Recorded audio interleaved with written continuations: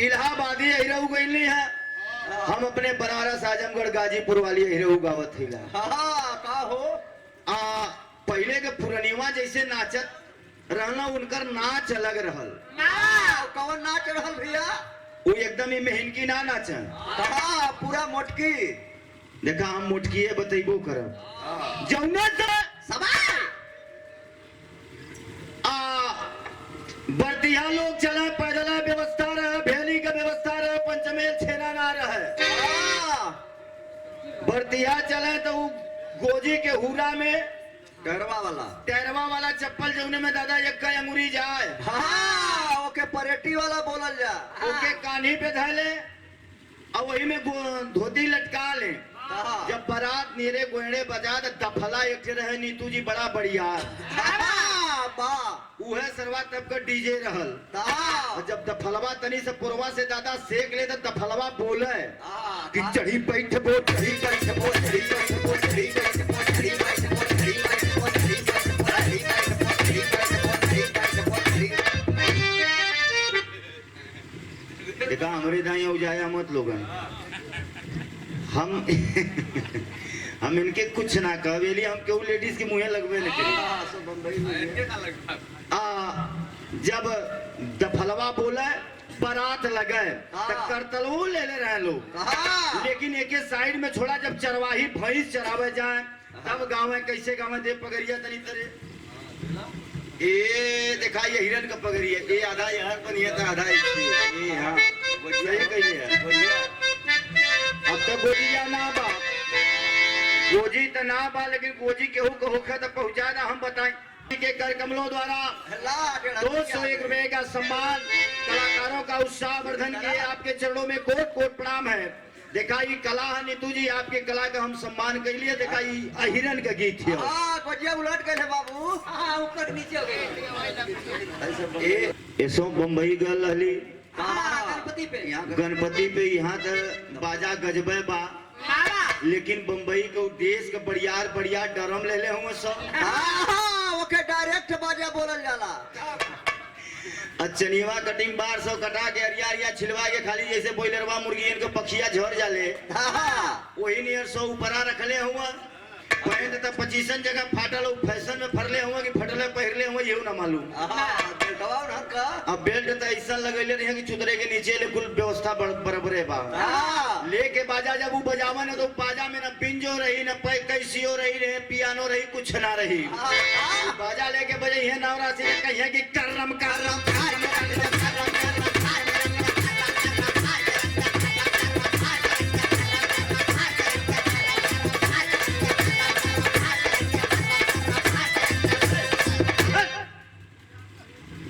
नहीं तो तुम लोगन गड़बड़ है यार बजो नहीं तो तमाम पैसा ले ला ई तो वहां का बाजावा लेकिन ईराने कई खाटी व्यवस्था है चचा पहलवान चचा। और प्रदीप गुप्ता जी हम आपको गुप्ता जी जरूर कहे हम ही ना जाना थे कि तू तेरी हुआ कि पंडित हुआ हम ही गली भैया देखा गुप्ता जी हुआ तो बुरा जिन मनिहा एक के बाबू साहब गीत लिखले रहे नटखट जी सियाराम कवि जी बन बीज बसे रघुबीर हरि विधि बात बिगाड़ दियो जबरी बसती भिलनी बन विपिन बूढ़ी बुध बात अभिषेक बती सिमरी बिचरत सोई बन रघुबीर वीर बिन बेर घरी सबरी तबरी बिन प्यार सबरे न सरी तबरी न करी सबरी सबरी।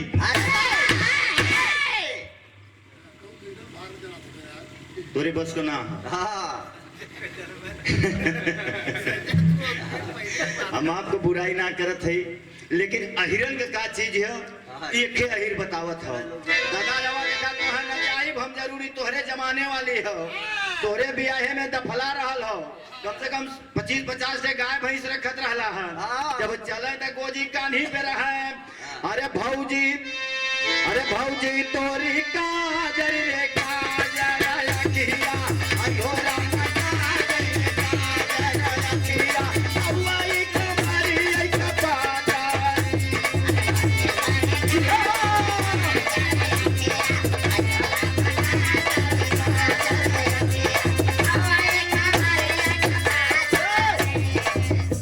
भौजी तोरी काजर रे काजर रखिया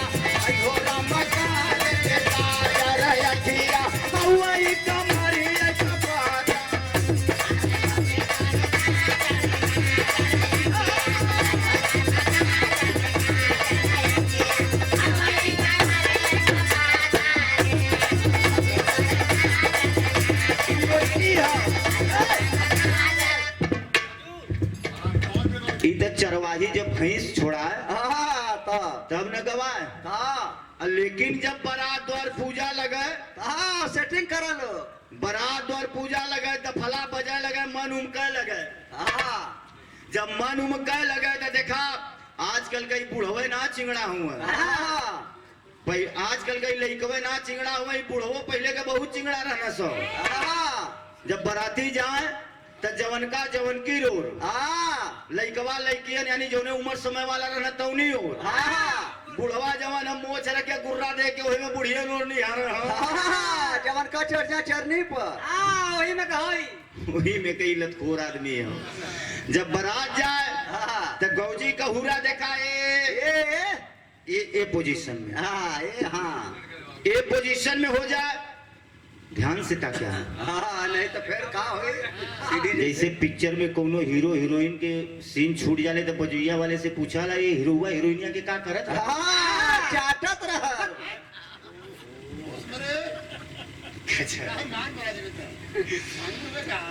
जब बाजा बजाए लगे अब गाँव में पुरनियन के देखाई नाच फेवरेट है दादा, अगर तनिको गलती हुई तो पैसा जिन दिया। कल्लू सरदार जी अगर गलती हुई तो मत दिया। अब गाँव में और टांगी में बिस्सा भर जगह रहा देखा। नीतू जी हम तो हैं तो कुछ कही ना, लेकिन ध्यान दिया पूरा देही में एक चीज हिले उनका, पूरी देही में एक चीज हिले उनका, नाच बड़ी गजब रहे।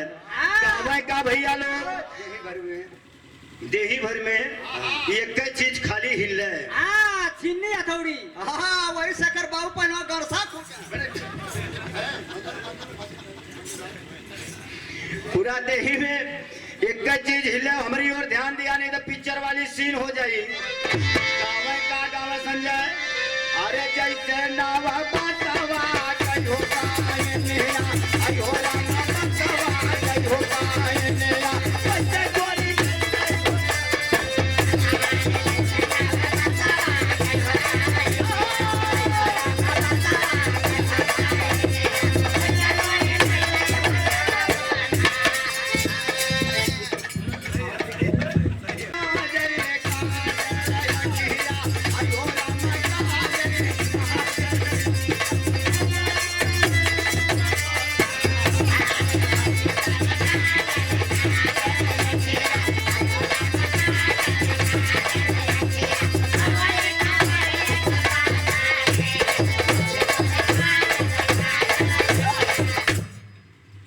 रुक जो।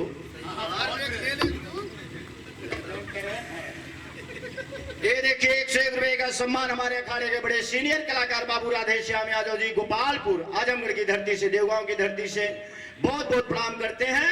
लेकिन जब हिले तो मेहरुआ कहा कि एकरे लगा था कि डॉक्टर साहब कहाँ गए ना भगंदर वाला निकल गई ना। भैया प्रदीप गुप्ता जी क्षमा साहब एलिए की कलाकार नीतू जी बतौली के समाज के मार्गदर्शन होला, दर्पण होला, तो खैर हमने गलत ना करीला। जब चली है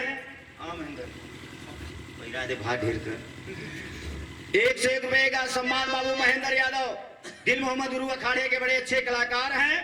लालगंज रणमो की धरती से बहुत बहुत प्रणाम बा। लेकिन दुल्हा मोरा लाड़ी कर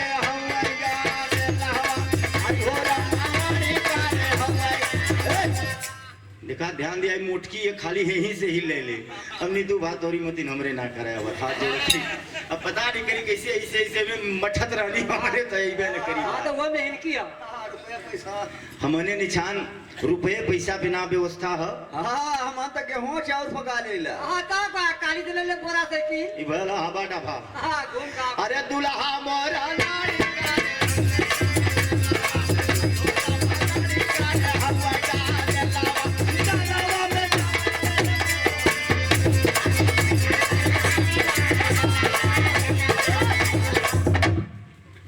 छुआ के हटा ले तनी से। यही गीतिया के सियाराम कवि जी सन 98 में निरहू से बिरहा रहा सादियाबाद थाने पे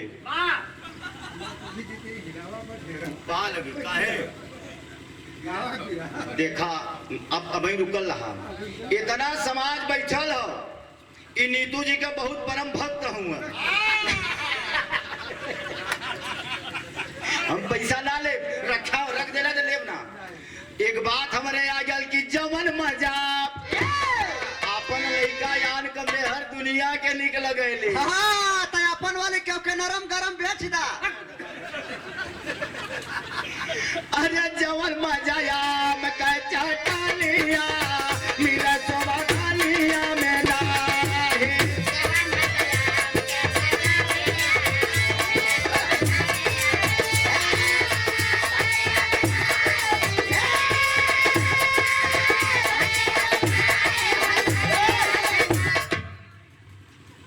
चचा कहत हो विजयी बिरहा गावा। हम दादा के मुँहे से एको दाइना सुन ली है कि नीतू जी ई जिन गावा बिरहा गावा। अरे दूसरे का देख के अपन मेहरारू कितनो हेमा मालिनी डिंपल कपाड़िया हो दोंगे आयल नीतू जी तो हमार जानू हो। हाँ हमार पोपो हुआ। हमार पोपो हो हमार प्रिय हो हमार डार्लिंग हो का हो कितना बोलावत हो ना मालूम। हाँ तो नया बोलावत हो लो का कहत हो हमार फुआ हो।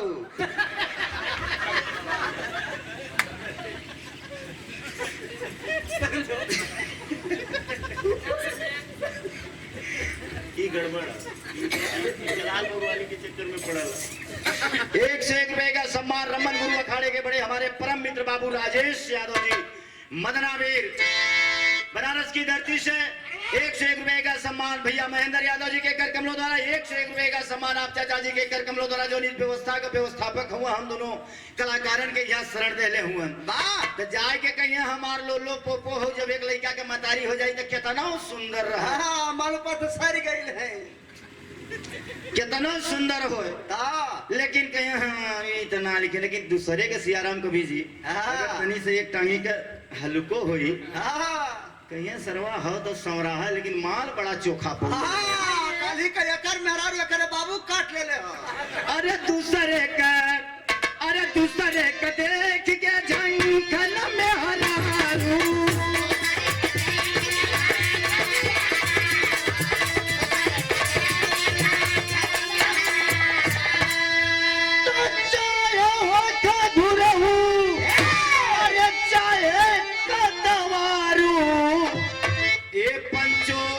कौनो हीरोइनिया में नाही ये बुढ़ऊ कौनो हीरोइनिया में नाही।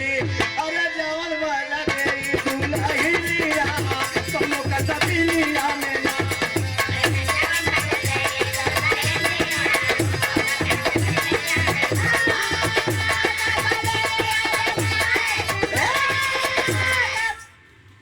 तनिक छुआ के हटाला बिरहा पकड़ावे के। हाँ तो मन पूरा छुआवल जाए। निरहू से बिरहा रहल तो उस समय कभी जी जो गीतिया पहल की बतौली है ना कि पुरनिया अहिरन वाली गीत है तो पेंचुअल गीत हमने के क्षेत्र में नीतू जी ऐसे गावे लोग कैसे एक पगड़ी रहे लेकिन जब भी निरहू से बिरहा रहल तो यही गीतिया के ओझा लोग गावल है। कौनो मेहरारू के अगर पतो आ गइल बा साल भीतर लड़का ना होत तो अम्मा जी के बड़ा टेंशन हो जाला। लगा था कोनो कोखिया मार देला से का। 101 रुपए का सम्मान बड़े भैया के कर कमलों द्वारा इस व्यवस्था के व्यवस्थापक हैं। आपके चरणों में कोट कोट प्रणाम है।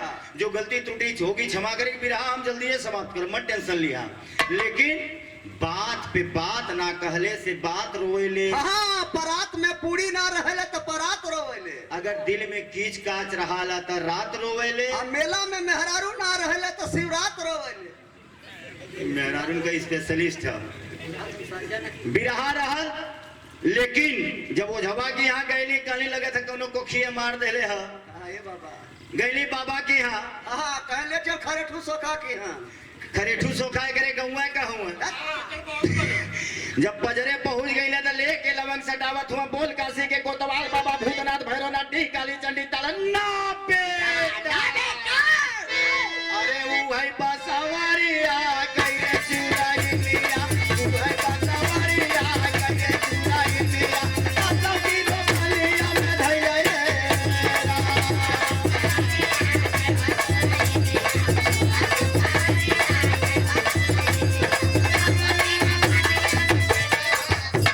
जब वो करे बाद 98 में कि 2001 में नहीं रहू का कैसे टाइल की पिया जन जाई हो पूर्ववा अरे जहाँ बंगलिया बस हो तमाम गीत है साथी कलाकार का मैं हृदय की गहराइयों से स्वागत करता हूँ। बाबू तू स्वर दे के आ जाए, बिरहा बीचे में डाल दे हम।